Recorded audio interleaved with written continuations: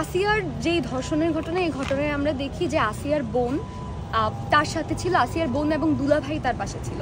এটার আবার যারা এই মামলায় অভিযুক্ত যে তিনজনের নাম প্রথমে এসেছিল, আসিয়ার বোনের শ্বশুর, তার সাথেও তার ওয়াইফ ছিল, এবং আসিয়ার বোনের যে ভাসুর, তার সাথেও তার ওয়াইফ ছিল।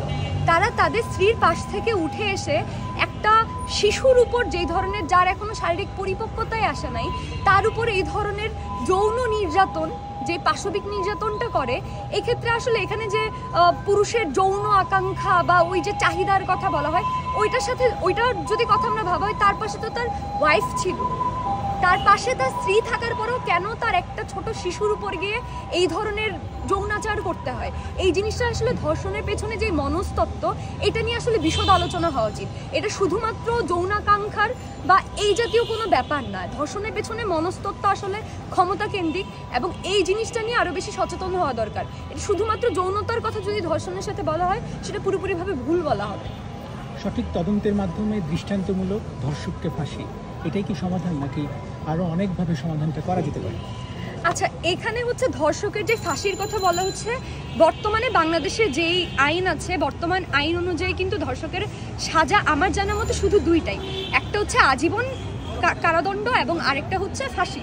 এখন এই দুইটা 2020 সালে এই ধরনের ঘটনা, মানে ফাঁসির এবং যাবজ্জীবন, এই দুইটাই যখন শুধুমাত্র অপশন, এরপর থেকে দেখা গেছে যে আমাদের দেশে যে পরিমাণে এমনিতেই তো ধর্ষণের মামলা অনেক কম পরিমাণে ফাইল করা হয়, এই ফাইল করার মধ্যে মাত্র 3% বিচার হয়।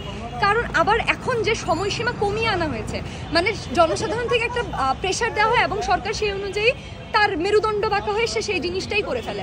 কিন্তু এখানে যদি আমরা একটু আইনের দিক থেকে ভাবি, বা যারা আইন ঠিক করে, যারা আইনজীবী, যারা ধর্ষণের এইসব ঘটনা নিয়ে কাজ করে, তাদের বক্তব্য যদি শুনি, তারা অনেক জায়গায় বলছে যে এই ধরনের ঘটনার কারণে রিসার্চ বলছে যে এইটার যেই বিচার প্রক্রিয়া, সেটা আরও ধীর হয়ে যায় বা বিচার হয় না।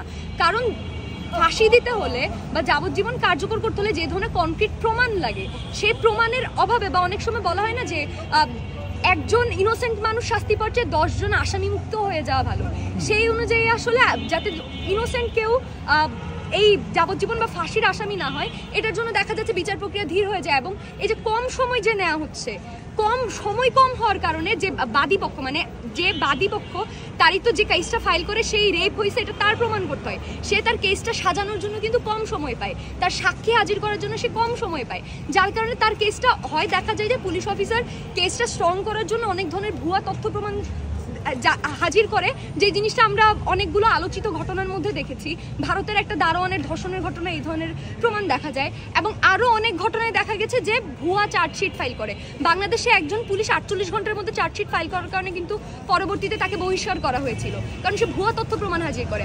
অথবা দেখা যায় যে যথেষ্ট প্রমাণ হাজির করতে না পারার কারণে মামলাটা দুর্বল হয়। তাহলে এইসব দিকগুলো আমাদের যে আইন উপদেষ্টা বা আইনজীবী বা এইসব জিনিস নিয়ে যেসব যারা কাজ করে, ওইসব স্টেক হোল্ডারদের মতামত না নিয়ে শুধুমাত্র জনতুষ্টি করার জন্য যদি একটা আইনের এভাবে পরিবর্তন হয়, তাহলে এটা আসলে আমাদের মূল সমস্যা তো কিন্তু বিচার প্রক্রিয়া, মানে বিচার হচ্ছে না ব্যাপারটা, তার চেয়ে বেশি হচ্ছে বিচার প্রক্রিয়া শুধুমাত্র দীর্ঘ না। নারী ও শিশু নির্যাতন দমন আইন অনুযায়ী তো কমানোর কথা বলা হয়েছে, কিন্তু তারপরেও কিন্তু এই আইন মানা হয় না।